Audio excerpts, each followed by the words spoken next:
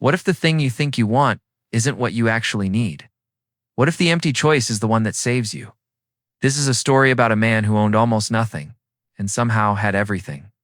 He lived near a hill town, far from the road and far from the noise. His house was small, with stone walls, a low roof, and one window that faced the morning. Inside, there were no family photos, no shelves of awards, no signs of success.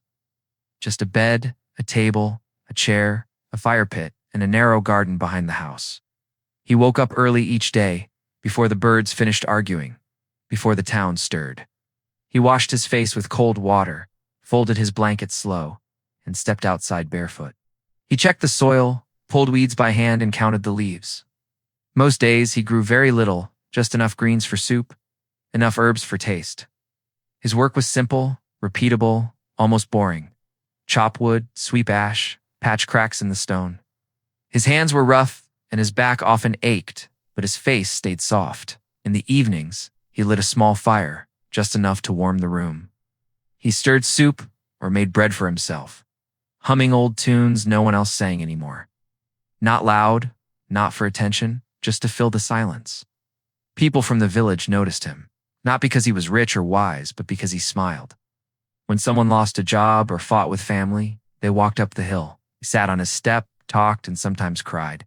He never rushed them, never tried to fix them. He just listened and smiled when the moment allowed. One afternoon, a stranger appeared. He was tall, with clean boots and a travel-worn coat. He knocked once, then waited. The old man opened the door, smiling as usual. The traveler looked surprised, as if he expected suspicion, but got warmth instead. They sat inside, shared soup, and spoke little. Then the traveler said, "You live alone. You have no heirs, no wealth." The old man nodded, while smiling. "I offer a choice," the traveler continued. "3 options. One will give you what you desire most. The others will give you nothing."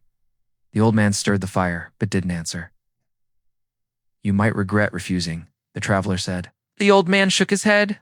"I regret rushing," he replied, "not waiting." The traveler stood. "Come," he said. "Just look." They walked past fields and a dry stream into a quiet clearing where 3 boxes sat on the grass. One shined bright, painted gold. One was plain wood, with smooth edges. The last was metal, spotted with rust and bent at the corners. The traveler smiled. "One box holds your deepest wish," he said. "The others hold loss." The old man stared. He felt no rush, no excitement. He walked straight to the rusted box. "Why that one?" the traveler asked. The old man touched the lid. "Because nothing good stays perfect," he said, "and nothing real stays shiny." He opened it. Inside was just dust, air, and silence.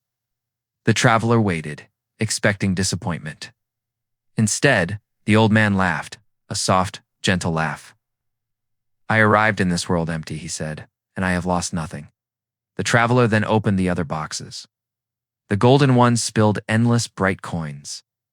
The wooden one held a mirror that showed the old man younger, tall, well-dressed, with a grand house and applauding crowds behind him. "You could have had this," the traveler said. The old man looked once, then stepped back. "Had what?" he asked. "Noise? Pressure? The fear of losing it all?" The traveler grew quiet. The old man spoke again. "I already eat warm meals, sleep well. I already wake without dread." He turned and walked back toward his home, leaving the traveler silent in the clearing. That night, the fire burned low and the soup bubbled steady. Nothing had changed, and yet everything had. The next morning, the old man woke slower, sat on his bed and listened to his breath. He noticed something new, not pride, but clarity. He realized why he never felt empty. He followed one small rule. He never chased what disturbed his peace. He wrote it down in a small notebook. If it costs calm, it costs too much. He began living by it on purpose. When neighbors asked for advice, he shared the rule. Some laughed, some nodded, some ignored it, but his smile deepened. Years later, a storm damaged the village, and people panicked. But the old man remained calmed and repaired one wall at a time, with no hurry, no fear. People started to notice, he said. Worry steals peace when nothing can be done, so never carry worry for things you cannot control. Life was still hard. but it felt quieter. Happiness isn't hidden in rewards. It's built in small choices, especially the choice to stay calm when offered more. If this story spoke to you, like, share, and subscribe for more. Thanks for watching.